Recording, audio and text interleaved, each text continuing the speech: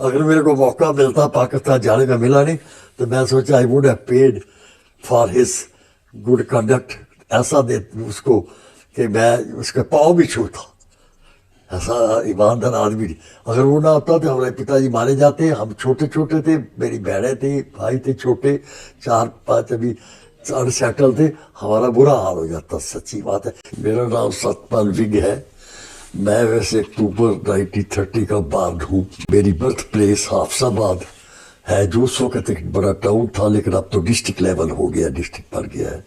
इस वक्त आप पंजाबी बाग लेक्चर न्यू दिल्ली में बैठे हुए मेरी रेजिडेंस पे। बंटवारे के वक्त आपकी उम्र 17 साल जी थी। 17 से भी कम था थोड़ा। आबादी कोई 40,000 के करीब होगी अंदाजन, उसमें से कोई 25,000 तो हिंदू होंगे और 15,000 मुस्लिम होंगे, क्योंकि ज़्यादा मुसलमान आबादी जो थी वो बाहर, शहर के बाहर दूर छोटी छोटी जगहों पे सेटल थे। हिंदू ज़्यादा बिजनेसमैन थे, वो शहर में थे, वो बड़े बिजनेस थे, अच्छे थे, शेलर थे, राइस मिलें थी, आइस फैक्ट्री थी, और वेरी वेल टू डू थे फैमिली, हिंदू फैमिली।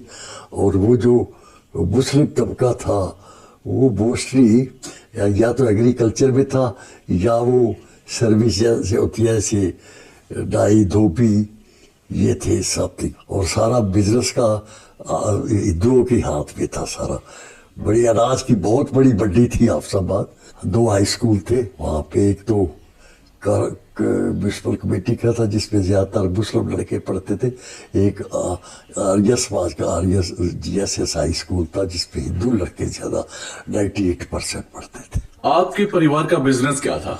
मेरे फादर ठेकेदार थे, कनाल डिपार्टमेंट के, छोटे ठेके लेते थे ब्रिज वगैरह ये वगैरह बनाने के। क्या नाम, हमारी जॉइंट फैमिली थी, मेरे ताऊ जी थे, पटवारी भी उस इलाके में रहे थे, और ठेकेदार के नाम से ही उनको ज़्यादा लोग जानते थे शहर।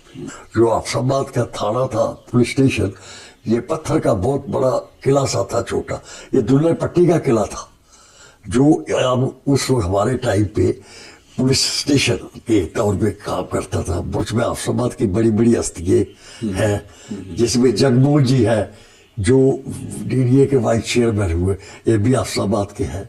डॉक्टर महाराज राय बहादुर डॉक्टर महाराज जी कपूर जो कि चेयरमैन हुए हैं पंजाब नेशनल बैंक के। राय बहादुर डॉक्टर मथुरा दास मोगे वाले आई स्पेशलिस्ट, वो भी हाफसाबाद के हुए। बड़ी बड़ी हवेलियाँ थी। 1947 मार्च में मार्च अप्रैल में हम बैठक में मैंने इम्तिहान दिया, तो मेरे स्कूल से कोई तकरीबन 150 लड़का अपीयर हुआ था। तो हमारे हेडमास्टर साहब लाला दीनानाथ भंडारी थे, हेडमास्टर सारे हमारे हेडमास्टर थे Lala Dinanath Bhandari. Second master in charge थे शंकर दास जी।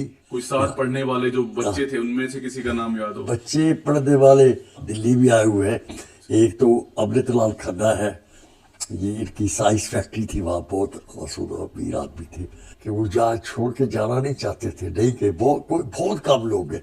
अगस्त के बाद ही जब पार्टीशन बंटवारा हो गया, खून खराबा हो गया, तभी गए आए। उसके बाद कोई अंदाजा नहीं था कि ये होगा कि ऐसा होगा चाहे, लेकिन जो ज़्यादा मारने वाले लोग थे, छुरेबाजी वाले, वो थोड़ा बाहर के जाए हुए थे। शहर के अंदर तो इतना नहीं आ सके, बस पास गाँव में हिंदुओं को काफ़ी मारा। अब हमारा जो धोबी था मुसलमान था, बड़ा पुराना 50 साल से था मेरे जन्म, तो उसने आके बता दिया कि आपके लड़के का, मेरे पिताजी को, मेरे बारे, इसका नाम है, इसको आप छुपा लीजिए, इसको छोड़ेंगे नहीं। सारी मोस्टली प्रॉपर्टी आपको मैंने पहले जिक्र किया है कि मोस्टली हिंदुओं की थी 80-90%। बड़ी बड़ी हवेलियाँ, बड़ी बड़ी बिल्डिंगें बैंकों को दी, ऐसे बड़े बड़े गोडाउन, राइस शेलर्स लगे हुए हैं, राइस मिलें हैं, आइस फैक्ट्री है, तो सब हिंदुओं की थी। इतनी बड़ी हवेली है जिसके 50-50 कमरे हैं, ये इतने बड़े गोडाउन है जिसमें 50 ट्रक 100 ट्रक का माल अंदर आ जाता है। तो हिंदू जरा अपर क्लास थी, हर लोगों का हिंदू का सोशल स्टेटस अच्छा था। 2-2 घोड़े की बगिए रखी थी, तो वो इसलिए ज़्यादा मिक्सअप नहीं होती, शादियों में कोई आना जाना ऐसा नहीं था। मुझे अभी तक अपने नाई के, अपने धोबी का, सबके नाम याद है। ये शामुद्दीन हमारा धोबी था, मोहम्मद दीन था, नाई था, पेंटर था, बरकत बरकत नाम था उसका। कि मेरे पिताजी एसडीओ ऑफिस में मेरे बड़ोई के साथ चेक लेने गए। हमारे पिताजी को प्रोटेक्शन के लिए उनके साथ एक हमारा दोस्त भी समझिए फजल लाई था, वो वेटरनरी हॉस्पिटल का असिस्टेंट था, वो साथ था, बड़ा तगड़ा पठान था, उसके कुल्हाड़ी शुल्हाड़ी वो रखता था अपने पास बड़ा, तो वो प्रोटेक्शन के लिए साथ था। दोनों को मेरे बहनोई और मेरे पिताजी को लेके गया था। और जब वो आगे चारे पाँचे भागे आए छुरे लेके मारने के लिए, तो उसने कहा नहीं, बहन को साथ लेके आओ, मैं मारने नहीं दूंगा। उस वहाँ कोई नहीं था, सिर्फ वो 4-5 थे, मेरे पिताजी और वो मेरे बहनोई थे। बड़ा बेहतर पिताजी और बहनोई भी घबरा रहे थे कि अब ये 4-5 है, ये अकेला क्या करे। कहता है मैं मारने दूंगा, मैं पठान का बच्चा हूँ, मैं इनको लेके आया हूँ घर से, मैं इनको घर वापस पहुँचाऊँगा, मैंने इनका नमक खाया। और मैं कहता हूँ खुदा पता नहीं उस दुनिया में है, उसको जन्नत नसीब करे, मेरे ख्याल में तो वो मेरे से भी बड़ा था, आप कहाँ होगा। तो उसने उनको नहीं माना, उसने उनके चिन्ह को ठोडी पे हाथ लगा के मुसलमान मर्ज करते हैं, मैं आपके फरियाद करता हूँ कि इनको मत मारिए, ये बेकसूर है और ये मैं इनका नमक खाया, मैंने नहीं मारा। फजल खान था, तो वो माने नहीं, वो आगे आगे छोड़ा। उसने फिर अपनी कुड़ाई में थे, कहता फिर आगे 2-3 को मैं आपका उतार दूंगा सिर, फिर आप मुझे मार देना, फिर इनको मार देना, मैं 3 को तो छोड़ूंगा नहीं। बड़ा लंबा चौड़ा 6.25 फुट का जवान था। उसने कहा तू कैसे कर, कहता है फिर देख लो करके आगे आके देखो, यहाँ से आगे कदम उठाना तो मैं वार करूँगा। तो वो डर के पीछे हट गए। उनको अगर मेरे को मौका मिलता पाकिस्तान जाने का, मिला नहीं, तो मैं सोचा I would have paid for his good conduct, ऐसा दे उसको कि मैं उसके पाँव भी छूता। ऐसा ईमानदार आदमी नहीं।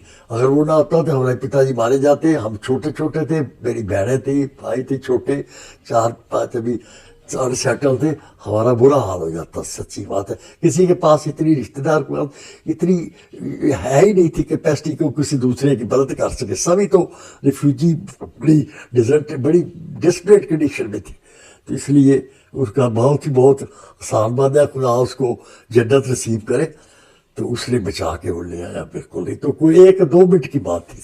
उसके बाद आपने फिर सामने प्रूव कि आपने रहना, हम चले जाना है, निकल जाना है।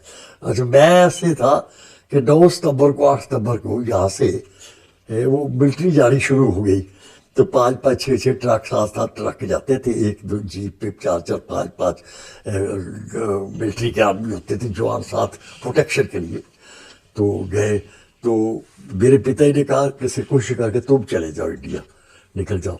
मैंने कहा मैं अकेला 17 वर्ष भी नहीं था, अभी 16.5 पौड़ से कैसे क्या। कहते नहीं बेटा, उन्होंने कुछ मुझे पैसे दिए, कुछ उन्होंने पैसे मुझे कहा कि इनको भी दे देना जी।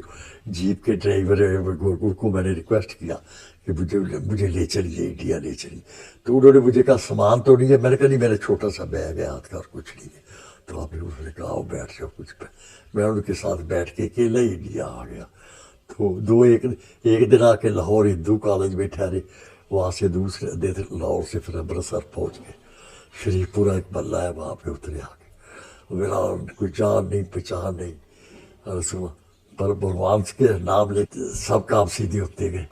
उसके बाद वो आए जी अक्टूबर एंड में जाके 1.5-2 महीने बाद एक बख्शीश चिमनी थे ब्रिगेडियर, जिसको गवर्नमेंट ऑफ इंडिया ने अमृतसर में हेडक्वार्टर बनाया हुआ था वैक्यूएशन के लिए। ये सरदार संत सिंह चिमनी के गुजरात वाले के लड़के हैं, मैं उनको भी जानता था। तो चाहे वो बड़े आदमी थे उस वक्त, तो उनको मिलना बड़ा मुश्किल था। अमृतसर में उनका हेडक्वार्टर था, उसमें मजिस्ट्री हाउस में। मेरे कज़न, फर्स्ट कज़न सूबेदार मेजर थे फिरोजपुर में, वो पॉलिटिक्स से पहले इधर ट्रांसफ़र हो गए थे। मैं उनको जाके पहुंचा, मिला जाके। तो वो हमारे पास ही पढ़े लिखे थे, वो गाँव के रहने वाले थे। तो उन्होंने कहा तुम चुप के रहो, मैं परमिशन लेके पाकिस्तान जाऊँगा और अपने मेरे पेरेंट्स को जो उसके नानके हैं मामा वगैरह तो निकाल के लाऊंगा, तो फिक्र नहीं करो। तो वो वाकई थोड़े दिनों बाद आएगा, उसने स्पेशल परमिशन बख्शीश से चिमनी से ली, वो ट्रक लेके गया वहाँ पे पाकिस्तान। मेरे पेरेंट्स को, मेरी सिस्टर को, उनके बच्चों को, सिस्टर भी लोकल थी, सबको निकाल के। उनका नाम था गुरबख्श सिंह चोपड़ा, وہ گئے جا کے وہاں پہ جا کے 2-3 دن رہے. اپنا گاؤں بھی ان کا پاس ہی تھا ساگر, وہاں بھی گئے. وہاں سے اپنا سونا وغیرہ دبا ہوا تھا نکال کے لائے. تو بعد میں لکھنؤ میں سیٹل ہو گئے تھے, اب تو گزر گئے ہیں. یہاں آ کے جی بڑی جدوجہد کرنی پڑی. ہمارے ایک ریلیشن تھے مسٹر پرام ناتھ مہتا, جو بھگت سنگھ کے وکیل تھے, لاہور برسٹر تھے. لال پرام ناتھ مہتا وہ میرے چاچی کے سگے بھائی تھے. وہ ٹائمز آف انڈیا کے ڈائریکٹر تھے. Times of India India news Chronicle نکلتا تھا اس کا پیپر. تو انہوں نے سب کو آپ کو نوکری دی. تو میں وہاں پہ پڑھائی کرتا تھا, شام کو صبح پر نوکری کرتا تھا. ریٹائر ہوئے جنرل مینیجر NBC سے. جن حالاتوں سے نکلے اس کے بعد اسٹرگل کیا اور سکسیسفل لائف آپ نے جی ہے اپنی. مطلب اگر آپ کی سمجھ سے لگتا ہے کہ کبھی یہ بارڈر ختم ہوگا اور پاکستان ہندوستان ایک ہو سکتا ہے. بات یہ اب وہ ایک کینسر بن چکا ہے پاکستان. اس کو ساتھ چھوڑنا بھی کینسر کی بیماری لینے والا ہے. اس کی اتنی لاعلاج مرضیں ہو گئی ہیں, مطلب تو پاپولیشن بہت بڑھ گئی ہے. ایک ان کا ایجوکیشن کا سسٹم اتنا اسٹرانگ نہیں یا جتنا ہمارا انڈیا میں ہو گیا ہے. میڈیکل کالجز ہیں, IIT بن گئے ہیں, کافی ایجوکیشن سسٹم ہمارا ڈیولپمنٹ, حالانکہ بہت میں نہیں کہتا کہ بہت بڑی ہے, لیکن کافی اس کے لحاظ میں کافی اچھی ہے ان کے پاکستان. اس لیے وہ بہت پیچھے رہ گئے. آف کورس بڑی پرابلم ہوتی ہے, بڑے لیول پہ حل تو نکل جاتا ہے کچھ نہ کچھ, لیکن بڑی مشکل اور بڑا وہ سارا جو اکانومی کا پھر ادھر ایسے علاقہ لے لو تو اس کو اٹھانے بھی ابھارنے بھی لگ جاتا ہے, کیونکہ وہ تو اتنے ڈاؤن ہوئے ہوتے ہیں, قرضے میں ڈوبے ہوئے ہیں. آپ کو کسی کو رشتے دار, کسی فرینڈ کو, کسی کو جو قرضے میں ڈوبا ہوا, اس کا پریزنٹ کا اس کا خرچہ منظور کرو, اس کا قرضے بھی لاؤ, اس کا یہ اور آگے کے لیے ان کے فیوچر کے بچوں کو سیٹل کیا کرو. تو اٹس اے کمپلیکس پرابلم. تو اس لیے پاکستان بالکل اب جیسے ہے نا وہ میلینٹڈ ہو چکا ہے اب اس کا. حالانکہ وہ علاقہ بڑا زرخیز, بڑا فرٹائل, بہت ہی اپجاؤ تھا. نہروں, میرا شہر نہروں کا گارلینڈ تھا, سب طرف نہریں تھی بڑی بڑی, اپر باری چڑھاؤ, لوور باری چڑھاؤ, اتنی بڑی نہر. چاول بے پناہ ہوتا تھا, منجی چاول, یہ بالٹا فروٹ.